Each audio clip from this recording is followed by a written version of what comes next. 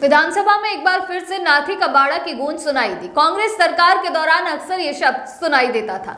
जब रीट के पेपर में धांधली का मामला सामने आया था तब सोशल मीडिया पर यह शब्द खूब वायरल हुआ था और अब एक बार फिर से इसकी गूंज सुनाई दी है। अनुदान मांगों पर बहस के जवाब के दौरान सहकारिता मंत्री गौतम दत्त ने नाथी कबाड़े का जिक्र किया है। इस दौरान सहकारिता विभाग की 18 अरब 48 करोड़ 27 लाख 97 हजार रुपए की अनुदान मांगों को ध्वनि मत के साथ पारित करवाया गया।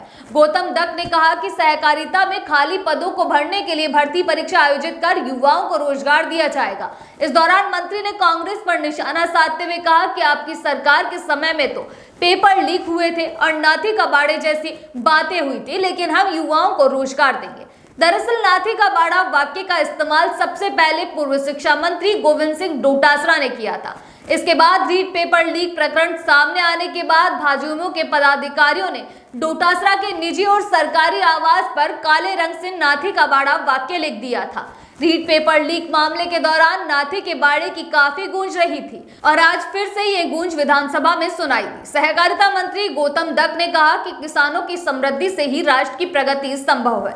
मंत्री ने कहा कि राज्य की सहकारिता समितियों में पारदर्शिता के लिए प्रभावी कदम भी उठाए जा रहे हैं। इसके साथ ही घोटाले में लिप्त कार्मिकों पर कार्रवाई भी की जा रही है। दत्त ने कहा कि सहकारिता के व्यापक महत्व को देखते हुए संयुक्त राष्ट्र संघ द्वारा वर्ष 2025 को अंतर्राष्ट्रीय सहकारिता वर्ष के रूप में घोषित किया गया है। साथ ही भारत के सहकारी आंदोलन को मजबूत करने के लिए सहकार से समृद्धि कार्यक्रम की शुरुआत की गई है, जिसे सफल बनाने के लिए सभी का साथ अपेक्षित है। उन्होंने कहा कि राज्य सरकार द्वारा की गई बजट घोषणाओं को समयबद्ध रूप से पूरा करने के लिए हम कृत संकल्पित है।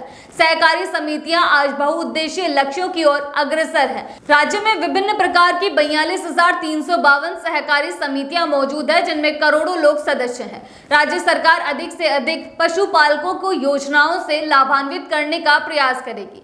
वहीं सहकारिता और खाद्य विभाग के अनुदान मांगों पर बहस के दौरान कांग्रेस विधायक शिमला देवी नायक ने कहा था कि किसान को आज भी उनकी फसल का सही मूल्य नहीं मिलता। किसान आंदोलन कर रहे हैं, लेकिन उनकी एमएसपी पर खरीद का गारंटी कानून नहीं बना। केंद्र में आज तो डबल इंजन की सरकार है। लगभग 700 किसान शहीद हुए थे। आज भी हमारा किसान जगजीत सिंह मरणासन है। खाद्य एवं सहकारिता के अनुदान मांगों पर बहस के दौरान कांग्रेस विधायक गणेश घोगरा ने कहा, खाद्य सुरक्षा योजना में नाम जोड़ने का पोर्टल खोला, लेकिन कई पाबंदियां लगा दी। 1 लाख सालाना आय वाले का नाम काट दिया गया। एक मजदूर भी दिन में 300 रुपए कमाता है, साल में उसकी आय 1,08,000 से ज्यादा हो जाती है, फिर तो वो मजदूर ही पात्र नहीं रहा। सहकारिता मंत्री ने कहा कि हमारे कुशल प्रबंधन से किसानों को बीमा प्रीमियम में कमी आई है, जिसका सीधा लाभ किसान भाइयों को हुआ है। वर्ष 2023-24 में किसानों पर डाले गए अतिरिक्त वित्तीय भार की जांच करवाई जा रही है, जिसके बाद संलिप्तता पाए जाने पर दोषियों के खिलाफ कार्रवाई की जाएगी। उन्होंने बताया कि हमारी सरकार ने वर्ष 2024-25 में मूंग, मूंगफली और सोयाबीन के समर्थन मूल्य पर ऐतिहासिक खरीद भी की है। अगली बार उससे फिर मुलाकात होगी, तब तक के लिए इजाजत, नमस्कार।